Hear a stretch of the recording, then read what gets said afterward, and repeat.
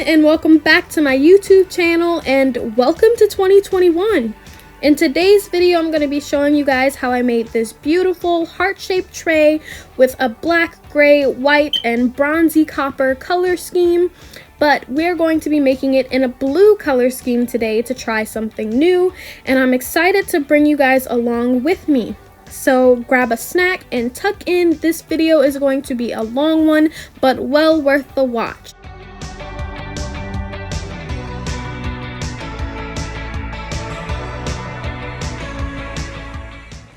Okay, so to start off with, I'm just taking the twine that's used to hold the board up onto the wall or on a post or something of that nature. I'm just taking that off and setting it off to the side for safekeeping. And I've already prepped my workstation by laying out some parchment paper, and I have my popsicle sticks and my mixing cups set off to the side. As for the heart, this time around I got it from Dollar Tree because I'm filming this around Valentine's Day, but I usually buy them in bulk off of Amazon. Everything that I use in today's video and everything that I use in general for my business will be linked down below under the Amazon shopping tab. Now, for the colors that we're using today, we are using Tuscan teal, laguna, aquamarine, white from Apple Barrel, and then I'm using a silver metallic paint from Target. I can't remember the name or the brand, but like I said, everything will be linked down below. And then the final thing you're going to need for today's craft is some glue. It doesn't matter where you get it from, what brand it is. You can use clear or white.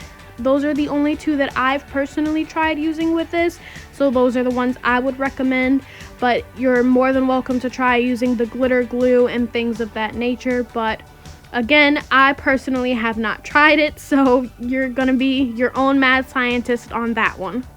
So right now I'm just opening up the new paints that I got. The Apple Barrel ones I got from Walmart for between 50 cents and 90 cents. The white acrylic one I got for about $3, again from Walmart, and the silver one I got from Target for around $3. So right now I'm just going ahead and pouring in some of the paint into the cups, and then I'm adding a little bit of glue. There's really no system to it. You kind of just add till you get the consistency that you want. So I add a little bit of glue to each cup, stir it around, and then if it's not enough, I'll add a little bit more glue. I personally think the consistency is right for me when it runs off of the popsicle stick with ease, because you're going to be tilting the board side to side and in a lot of various directions. You want the paint to be easily moved, and you don't want it to be too thick. So you just add enough till you think it's the perfect consistency for you. Again, there's no rhyme or reason to it. And I'm actually going to be adding in another color. I picked up award-winning blue. I believe that's the color name, but I could be wrong. Again, everything linked in the description. So I'm just picking that up, and that's like a nice navy blue to add a nice contrast between these colors. And now I'm just going to go ahead and add in all of my colors and mix my glue together, and then I'm going to paint the board white with my fingers, and then I'll be back soon to tell you guys the rest.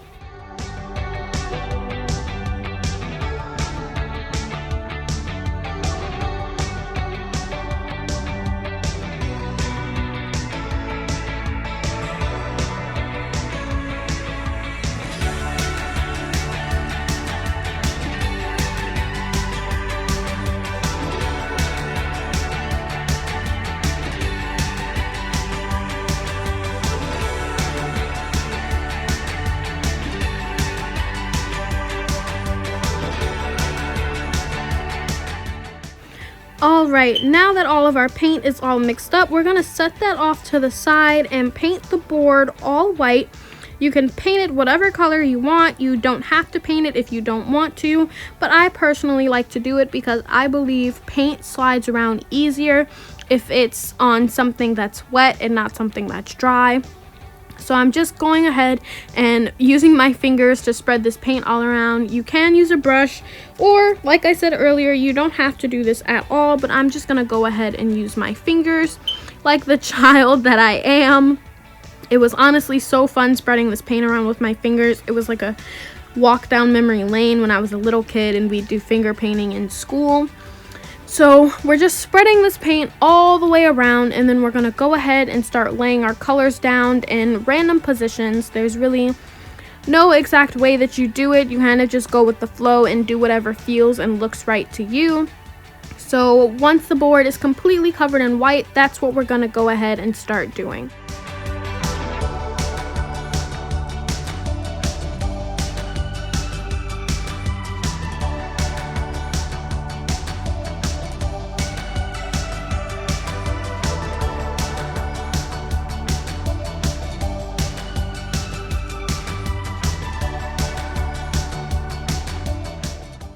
So now we're just propping our board up on 3 cups so that all of the paint can drip off and collect on the parchment paper down below. That's why I said you wanted to make sure your work area is protected, because this can get messy. I also recommend that you wear gloves. In this video I didn't, but in all my other ones I usually do, so I'm not really sure why I'm not wearing them this time around, but you want to make sure that you wear some gloves. That way things don't get as messy for you. So now I'm just going ahead and I'm taking my paints and just laying them down in a bunch of various colors. You can do the colors layered on top of each other. You can switch out what colors are layered where, and kind of just go with the flow and put them down however you feel like it. So I'm gonna be quiet and let you guys watch this beautiful paint pour, and I'll be back later with more instructions.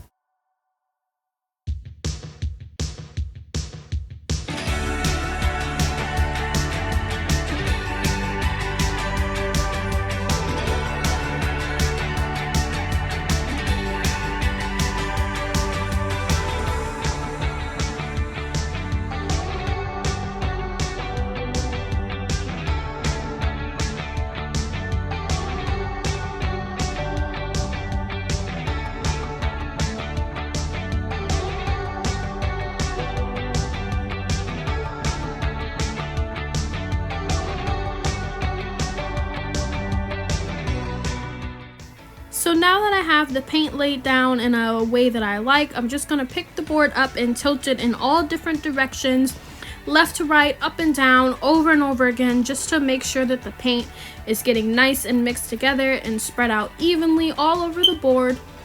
You can do this process as many times as you want, but just keep in mind, the thicker you make the paint and the thicker you make the layers, the longer it's going to take to dry, and the less likely that it dries all the way down to the very last layer. So just keep that in mind. So I try and just do 1 or 2 layers, and then it'll take maybe 4 to 6 hours to dry. And then I'll go back in and cover it in resin. So just keep that all in mind. Now I'm just tilting it going up so that I cover up some of the top of the heart. But what I also like to do is, once the paint starts swirling together and collecting on the mat, I like to take my fingers or a popsicle stick and just pick some of that swirled together color and lay that down again on top of the board, because it adds a very different effect from the paint that you've already swirled together, and I really like it. So now I'm just going in and adding some more paint, because I felt like some of the colors got a little washed out once I started tilting it around. So I'm just adding some of those on, just so I can get more of a contrast in colors and it's not really just 3 or 2 prominent colors showing up. But again, you don't have to do that. You can leave it how it is so it has like the half dipped look, but for this one I wanted the whole board to be covered. So that's what I'm doing right now. And then we're going to tilt it a few more times just to make sure that the color is evenly spread.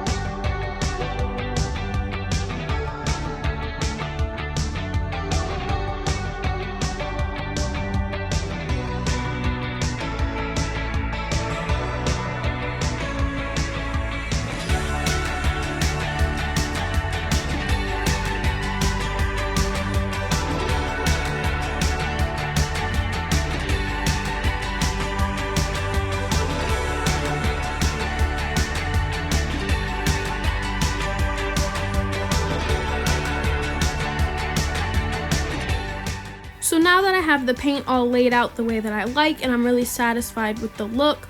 Now I'm just wiping off my hands with a baby wipe, and then I'm going to take some fine iridescent glitter that I got from Hemway, again linked down below, and I'm just using that to just sprinkle all over the top of this to add a nice shimmer. And then I'm going to let this sit and dry, and then once it's 100% dried, I'm going to come back and coat it in a thin layer of alumilite resin. So stay tuned for that part.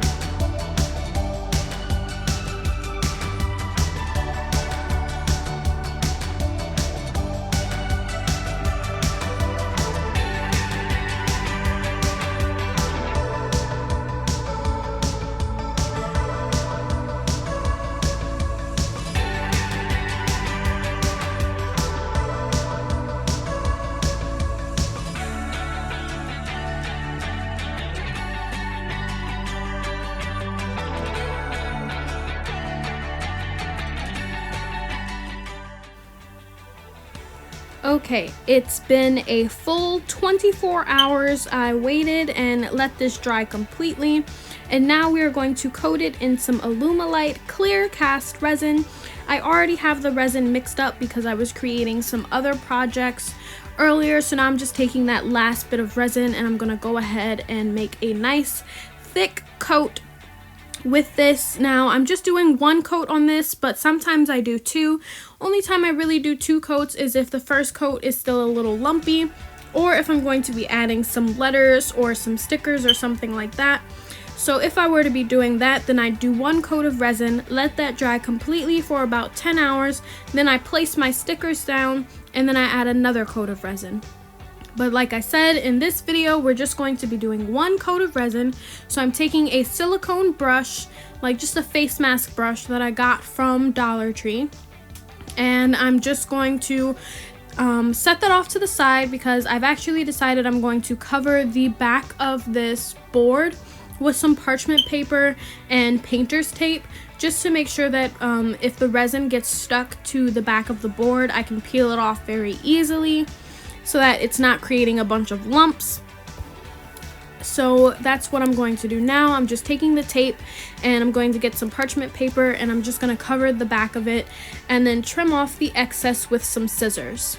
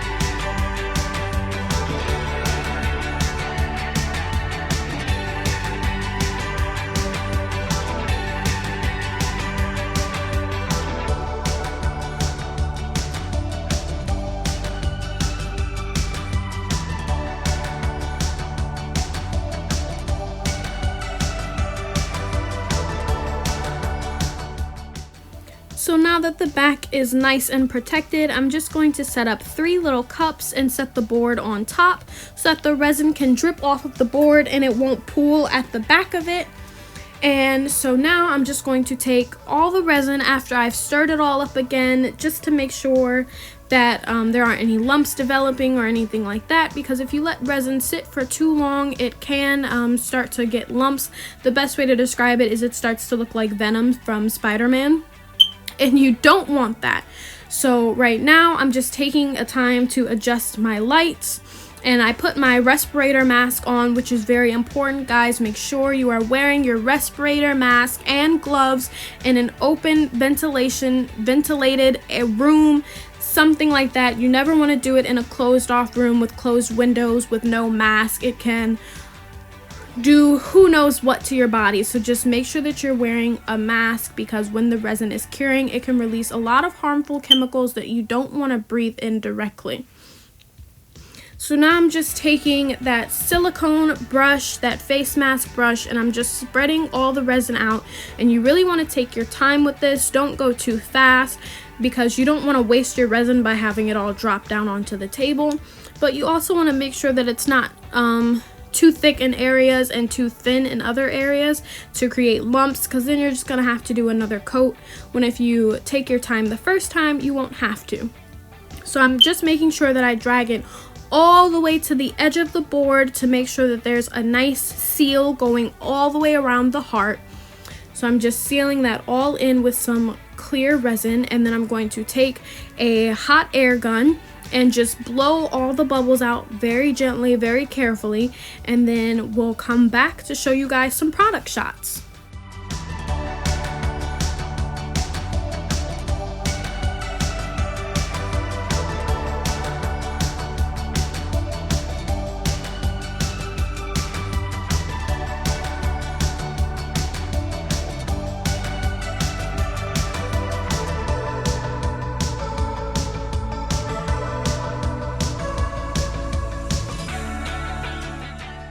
So after letting it cure for about 6 hours, this is the final result.